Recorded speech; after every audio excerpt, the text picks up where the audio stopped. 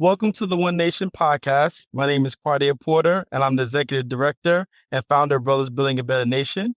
And today we have Adenah Bayoh, and I wanted to just make sure that we did an amazing job. Make sure we're introducing you and the amazing work that you do as well. So I have a bio here that your team gave us, and so just to give a backstory about yourself is that you embody the American dream. At age 13, Adenah escaped the Civil War in her native country, Liberia, immigrated to the United States, and is now one of the most successful entrepreneurs in the state of New Jersey.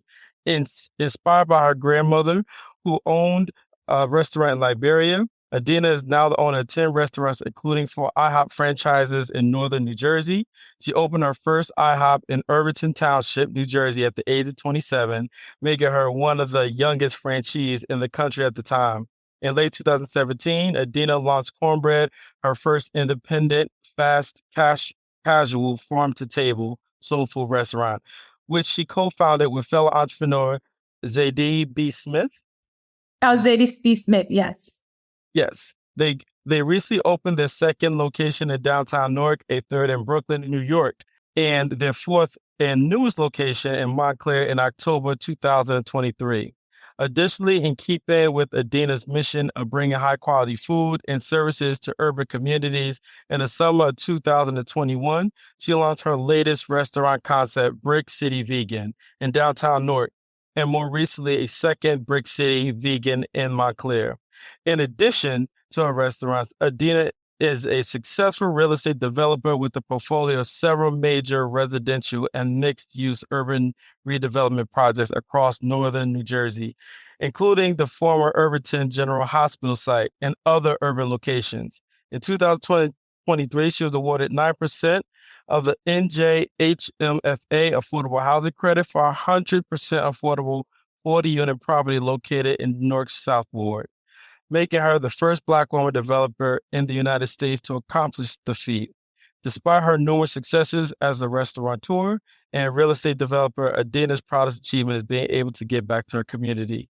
And I want to just, I would hold it back to tears for myself because it's just amazing seeing the accomplishments and the things you've done.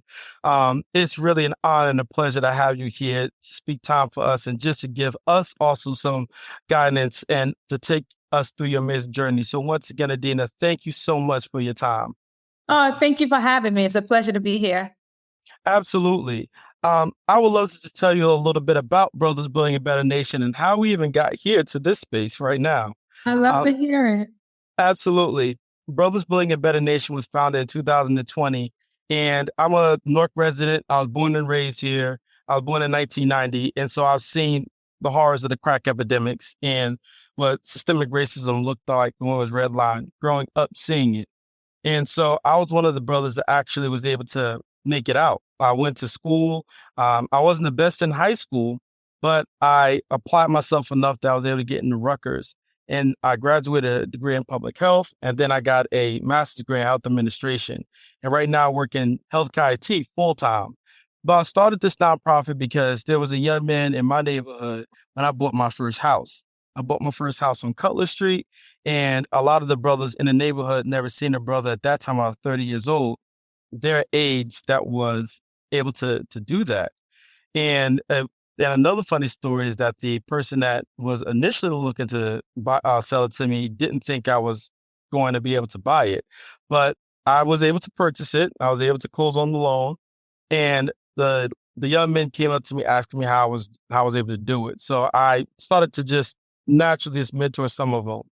Well, after several months, one of them passed away due to gun violence, and he actually passed away on his way to come to my house because we was going to go to get his state ID and for him to see the doctor. Because we have a therapist, Dr. Johnson at Rutgers Medical School, who once again, he made a nonprofit that called Brother Health Initiatives that helped me when I was a youth. So this nonprofit kind of paid homage to his work that he did with me. Because when I was a teenager, I was in 2 house fires, and my mom, who was homeless while growing up, mostly for most of my teenage years. And when he passed away, I said to myself that enough's enough. And so I tried to go to different organizations and places to kind of figure out, where do brothers heal? Where do young men go when they're going through trauma to heal? And Mm. there was just not the support that was needed. It was, and when you go to some of the agencies for social services, that some of them are not the kindest. Some of the young men couldn't read. And so reading comprehension was difficult. So doing these long applications was hard. So I founded Brothers Building a Better Nation. In 2 years, I got a grant from the Rushberry Foundation for $35,000. And I started with 4 young men. And since then, we've grown. I mean, I had to lose count, around 40 or 50 that were signing up to join our program. So that's when I started to get more active and in the community, and one of the young men wanted to start a podcast. And so I said, all right, I have no idea how to start a podcast. And so we started one together. And so I act as the co-host on it now, to make sure that his dream stays alive and that he also gets a job, because he wants to do this full time. So that's really what the heart of this organization is, that we just want to keep brothers alive, and we want to show what healing looks like when us men of color take that on and look to do it. And so that's the origins of us. And that's why it led us to you, because you're one of the people that when I was growing up, I was eating at your restaurants. Like, me and my mom visited Cornbread a lot. We loved it. We used to live over there in Maplewood. And so when the things that you've crafted, the things and the pockets of peace that you've made in the places that you made, really, really had a big impact on us, which is why I was so excited to finally meet you and just give you not only your flowers, but let you know how, and I know because I feel like I'm going through this journey as well, is that a lot of times people might not give you enough, not only praise and admiration, but not for the person, but for your journey that you have to undergo to get to your where you're at.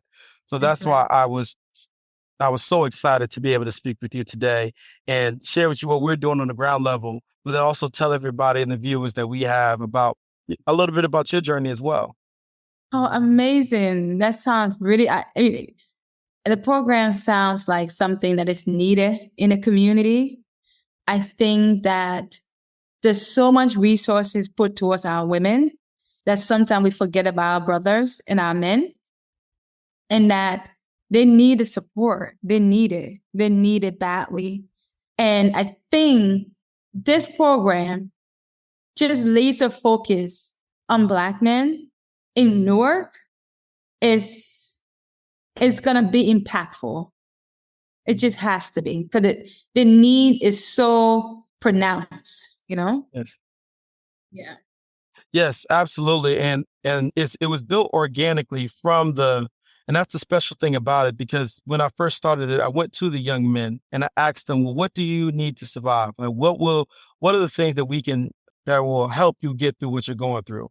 And a lot of things they said were simple things. We just want a job, somebody to speak to, be able to have our own place to stay. But in that, I found that there were so many socioeconomic and behavioral health and mental health issues that they were going through that kept them from there. A lot of those struggled with PTSD. And now I'm back in school to get my license as a clinical social worker. So what I saw was that there was a lot of times they were waking up as if they was in that shootout, or if they was in that place of being abused and they was a child. And so they take that anger and that hate to them inside of the work space. And then that's why we're seeing that constant cycle. So once I was able to see what was going on and craft a program tailored specifically to make sure that we address the addiction and the issues that we're having, the root causes. I'm a project manager, so the one thing I always do is root cause analysis. So I looked at it at that standpoint, is that what is causing the root cause of this pain, and how do we not uproot it? How do we teach you how to use this pain or to reshape it in a way that you're no longer hurting anymore? Because, for example, when you're working out, you're going through pain, but that's to build you up, not to break you down.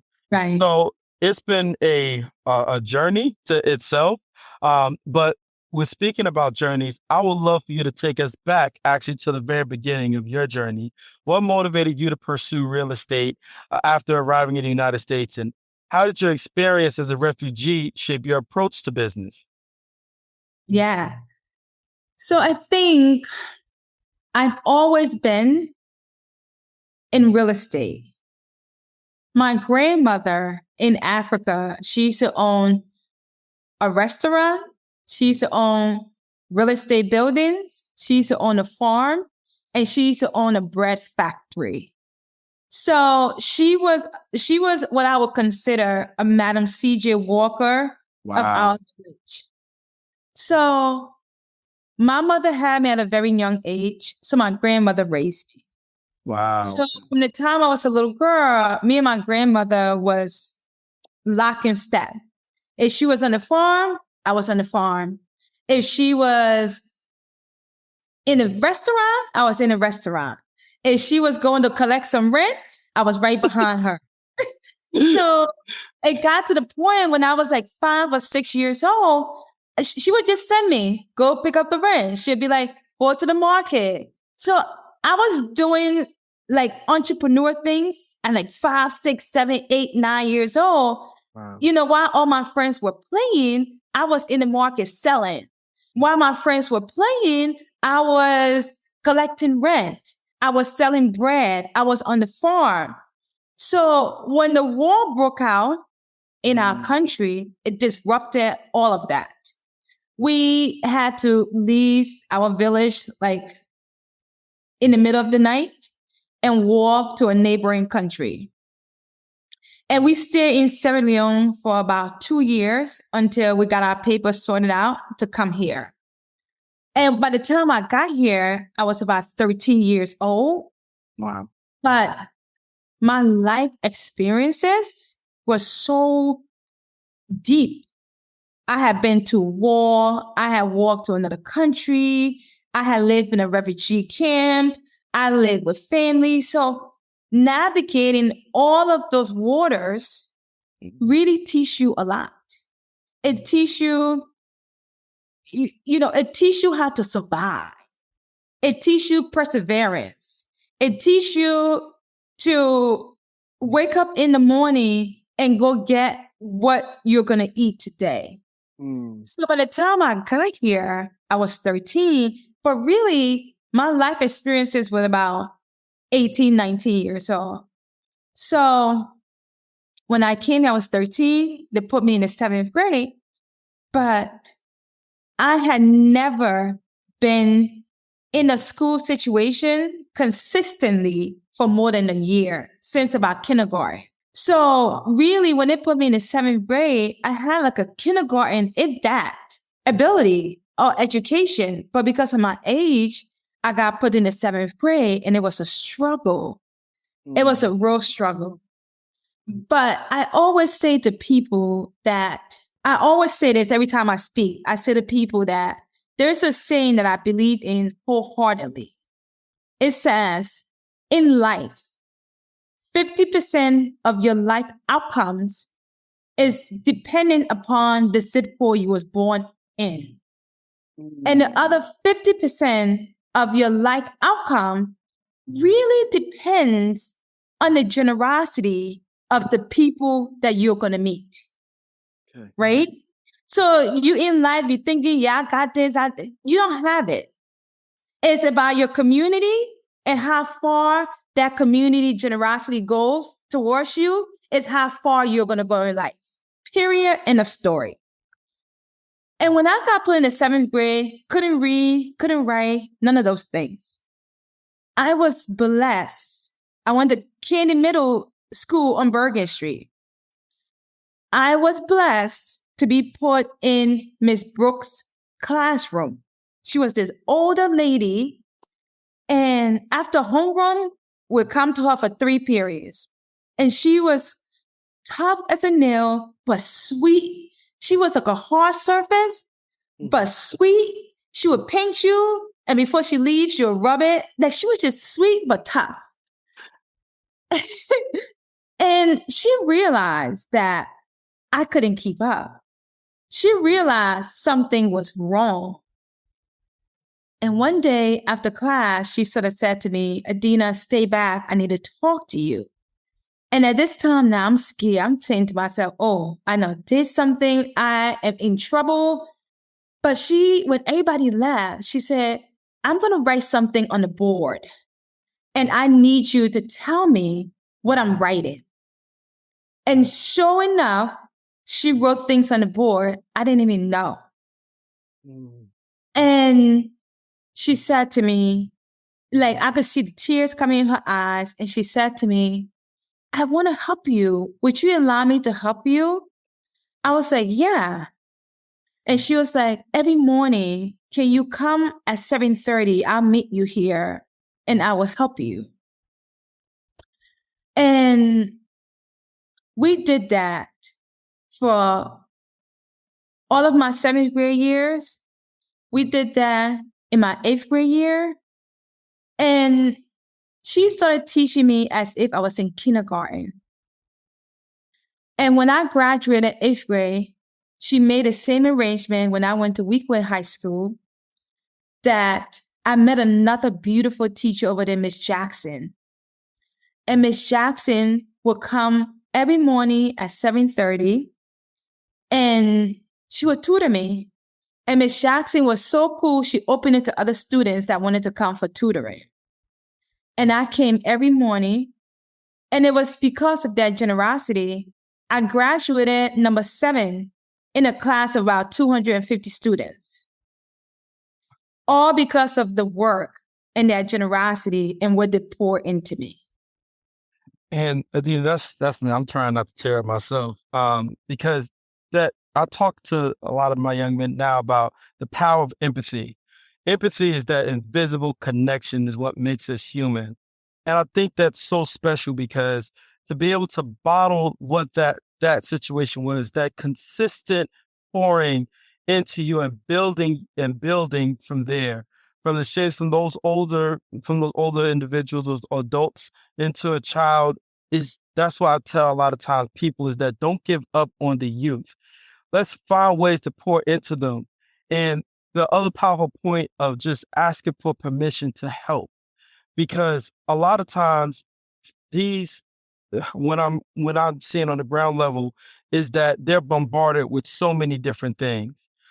They with social media, with the parents, these different responsibilities. Nobody's is taking a temperature check of saying like, hey, am I allowed in right now? Because I see that you're sorting through a lot of things. And I thank you for sharing about that because that is such a powerful point. Um, and so from taking off there and being able to graduate, what did the journey look like after you graduated? You know, the beautiful thing about going to Weekwood High School was, I was surrounded by so many powerful teachers, female teachers. And one day I had a teacher, and this was like the end of my freshman year. So she said, when we came back sophomore year, I did all kinds of sports. And one of my teachers had recommended that I go to this youth center. It was called Quest Youth Center. It was on Cluster Avenue. And it was run by Dr. Joyce Carter. And if you look at all of the prominent Black leaders in Newark right now, we all went through Quest Youth Center. And it was this place that we would go and they would tell us how powerful we are. Dr. Joyce Carter would tell us that we can change Newark, that we can come back and have an impact. She would tell us that Newark is not going to change unless we come back and change it. She would tell us that if you walk by the abandoned building, don't say, oh, when are they going to fix it? You need to say, when am I going to fix it? She used to take us to like survival weekends. She used to take us to the bushes. Like we would go in like the bushes and survive the weekend. She's like, y'all need to get out of Newark. It used to be called survival weekends. You had to survive the weekend in the woods. And she just left like a mark on me. Like, she made me fall in love with Newark. Like, I love the city of Newark. I love Newark. As hard as it is, I love this city. So when I went to college, I went away to college to TNEC, and I always held a special place for the city of Newark in my heart.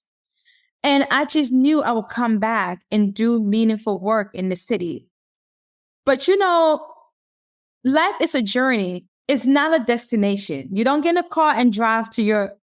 It's a destination that evades and that leads you to this beautiful journey with twists and turns. But you just have to stay moving, and you have to stay open to the experience.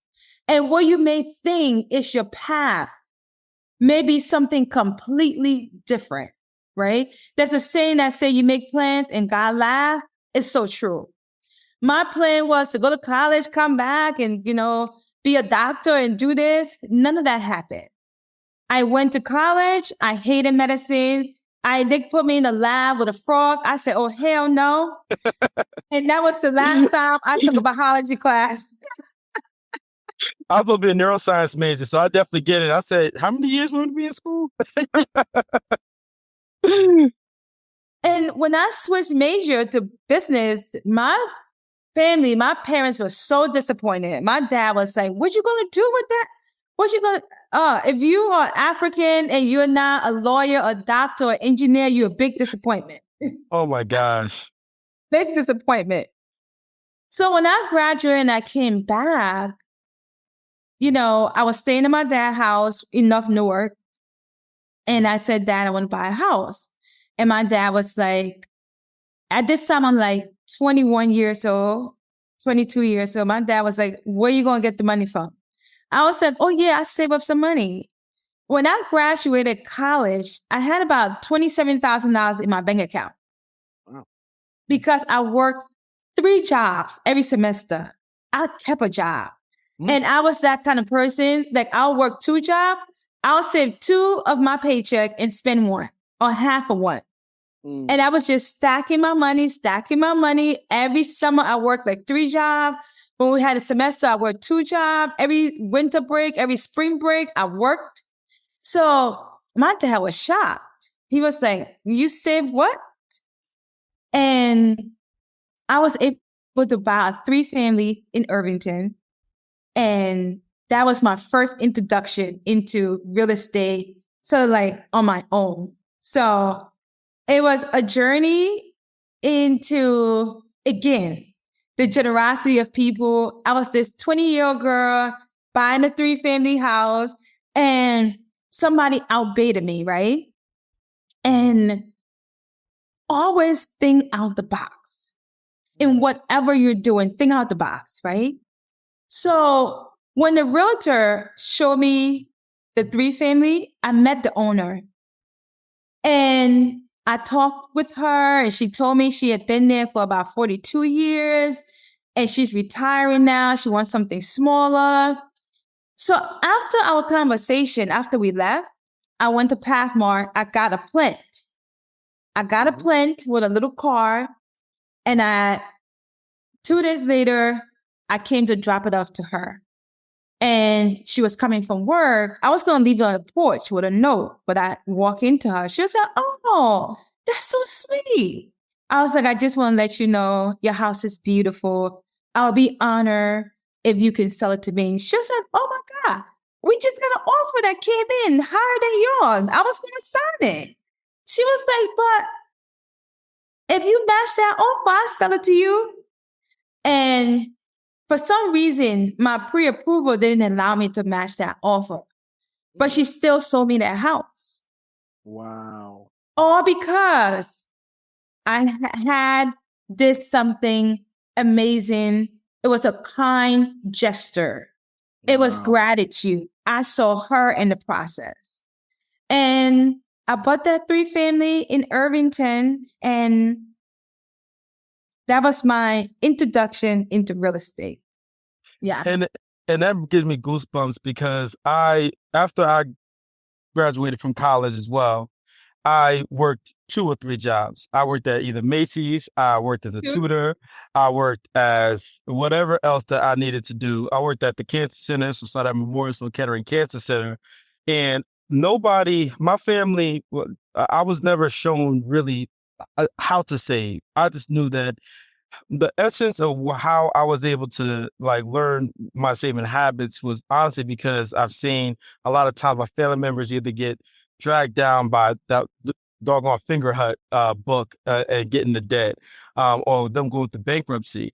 So I knew just from there I didn't want to do that. So I worked and I worked as like for like around until maybe 2 or 3 years ago. I stopped working two jobs. I was working at Mm-hmm. Apple full time and Memorial Sloan Kettering full time. Well, Apple part time, but it's like 30 hours nearly. So that same thing. All I did was save. I just Yeah. saved and I just made sure I put in. I spent less than the check. And the reason why, because I didn't go anywhere. All was at work, Me too. so I didn't buy anything there. So that was the best way to saving. So it was no That's the magical best way bullet. to say. Yeah. Yeah. So I bought my multifamily house and it was from a multifamily house I was able to start my nonprofit. And Mm. we were able to move forward with this project that we're doing now, which is called the 7th Avenue Community Center project, where we're Mm. basically now starting to create our home base. So essentially I bought the house. I donated part of the house to the program so we could house 2 youth in our program, two 126, 128-year-old. And now, so the flip side of this is the other side people don't really know about is that because like I donated basically the house and I still live there as well. Fortunately, it was nearly got broken into about 3 times because people see in the area, they're like, oh, you have a nonprofit, they must have something. So that's why we started the 7th Avenue Community Center project is to number one, create a home base that's where we could do the work and do the business. And so we can kind of Right. separate the two. And then Right. also number two, to have a safe space where residents and everybody can come there and get the healing. And Right. so that's the journey that we're currently on. So it kind of just sends goosebumps. It's just like, all right, is this the roadmap? Is this the way that we do things?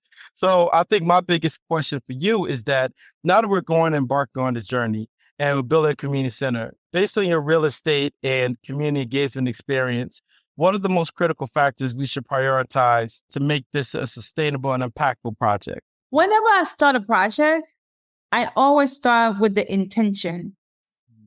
I think intentions are so important.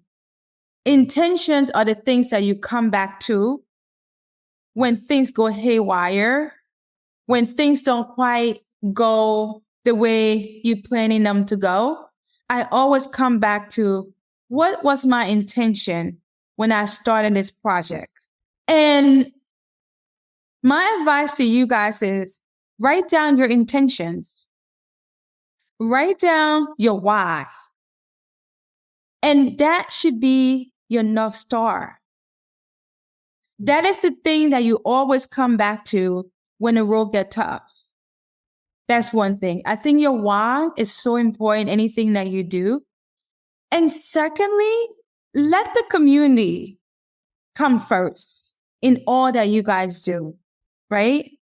And sometimes the decisions are tough because it's difficult sometimes to make decisions that don't make sense on paper, but it absolutely makes sense for the people around you. I kept a restaurant open for almost 4 years that was draining money, that wasn't making me any money, but I kept that restaurant open because of the employees that worked there, right? Now, most people is like, oh, that's dumb, Adenah. Why would you stay there? Is all of this. But when I thought about the mothers, the single mothers, the young kids are working in that store, it was probably one of the hardest decisions for me to close down that restaurant, right? So I always think have community part of your decision making. That's second. And the last thing that I always say is get yourself a good accountant and a good attorney. Yes. Let the business side of that community center be tight. Because oftentimes we're so focused on building that we don't focus on the business side of things. So I think it's your why, is your community, and make sure the business side is taken care of. That's beautiful, and that's something that we've been working on now. The pro bono legal team at Seton Hall has been helping us as well.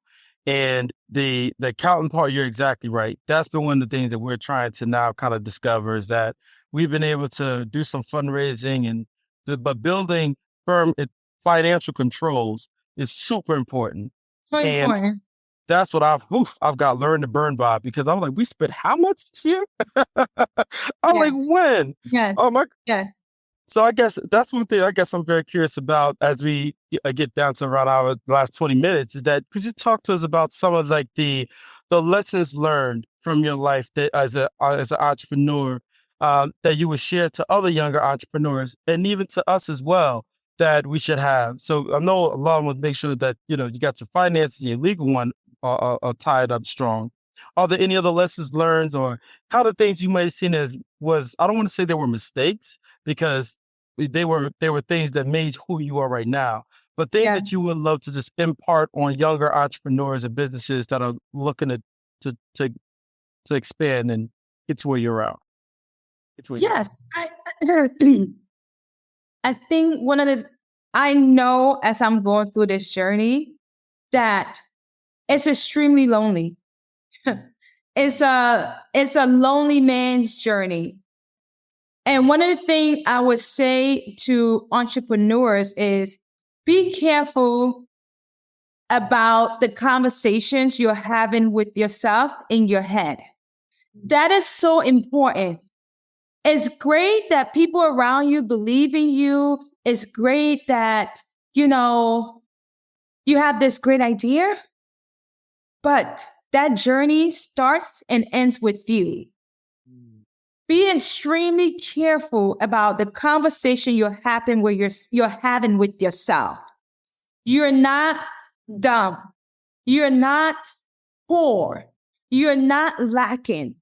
You are this full human being that God put on this earth for a purpose. And understand that your life has purpose, and walk within that purpose, right? And whether that purpose is something that someone is okay with or not okay with, as long as you're okay with it, walk in that purpose, right? And believe in yourself. I know it sounds cliche. It sounds like move with confidence. Move like you understand where you're going. And mistakes are just part of the course. Mistakes just mean you're learning. That says the person that never fall in life, is not the person you want to go into business with. I much rather go in business with someone that fell 100 times, but got back up 101 times. That person had been tested. That person got grit. That person is not going to, because let me tell you something. Failure, it comes every day. It comes at you like a ton of bricks. You got to learn how to react to things. I always say, never let a crisis go to waste. Everything is here to teach you something. It just depends how open you are to those things, right? So believe in yourself. Your crises are here to teach you things. And I think the other thing that I will say is that when you are climbing up, I always say to people, when people around you start to see, oh, where you going? You about to leave us? You become a target. And people start to do and say things about you that are not true. But I always say is that is not about me. That's more about that person and their journey. right? People always say, oh, it's a crab in a barrel syndrome. But I always say my answer back to that is crabs don't belong in a barrel. So when you put them in a barrel, their survival instincts is to grab and lash on to anything in their immediate reach because they're out of their element. So the empathy to that is crabs don't belong in a barrel. So any behavior that they're exhibiting is because they're out of their elements. Powerful. Right? So as you grow, you got to grow a thick skin, like a thick ass skin, because, and sometimes be your own people, they're coming for you. But just know to whom much is given, so much more is expected. And one thing I got to say about me, I've been the recipient of so much gifts and so much luck and so much good fortune that I know my job here is just getting started. I have so much more to give, so much more to do that I'm just cracking the tip of the iceberg, to be quite very honest with you. And you know how I know this? Because if I look at my life so far, I shouldn't be on the Zoom right now talking to you. I was born somewhere where it doesn't even have a zip code. It doesn't even have running water. We don't have running water in my village. Of all the people in that village, I'm sitting here right now with you. That's telling me that there is a plan that God has for me that is so unimaginable for my circumstances that only me looking back, that it makes sense to me. That's I'm just exorbitant now. That was extremely powerful. And I want to just thank you for the bottom of my heart for that, because you're right. It is a journey that, it does get very lonely and it does get very difficult. And especially with somebody like myself, I feel as though I finally found my purpose, and trying to figure out where your North Star is I always tell the guys that our service or people that I'm doing is that, you have to be guided by your own light. Don't fear it, and move forward with it. It's so many powerful things that you said, Adenah, that I just, I wish that I had more than an hour. But I'll just keep it at there because I could ramble on. For right now, we're at a section that we're closing and wrapping up. But I wanted to just let our listeners know is that if we wanted to hear more about you and the work that you do, how do we reach out to you, or where do we go to learn more about the amazing things that you're doing? Well, I'm on Facebook. I'm on social media. It's Adenah Bayoh. My name is right there. And I have my restaurants. Come out, support me. I have the Irvington in IHOP. The IHOP in Irvington, the 2 IHOPs in Newark. I have Brick City Vegan. I have the Cornbread in Brooklyn, Cornbread in Maplewood, Cornbread in Montclair. So come on, support your girl. It's amazing that I get to come up here and talk and do all of these amazing things, but I'm in my element when I'm in my restaurants, when I'm working. And then also we have a 40-unit project that we're working on that's going to be ready to lease next June or July. I will invite you guys to the ribbon cutting so you guys can cover it. And let's stay in touch. I like to support the work you guys are doing. I think it's super dope. And any way I can be helpful, stay in touch with me. You have my email. And yeah, I'm here for it. I'm here for you guys. We are a village. We are a village. And thank you so much. And it's just, you'll continuously living within your purpose and finding joy in that. That in itself is power, energy in itself. And thank you so much for the time, the wisdom that you've given us, because we're just a bunch of individuals that are just trying to find a way to scale the healing. And this interview was a part of our journey to learn how to scale it. So, from the bottom of my heart, and for all the young men in Newark, New Jersey, we thank you, and we're honored to have been able to get some of this amazing knowledge from you, Adenah. And I will work as hard as I can, and we will, to make sure that we make you proud, because the energy that you put in, it's all about reciprocity. All the energy that you put in, we want to make sure that you get the positivity back triple fold. Oh, thank you. And I'm here. Let's stay in touch. Absolutely. Thank you so much.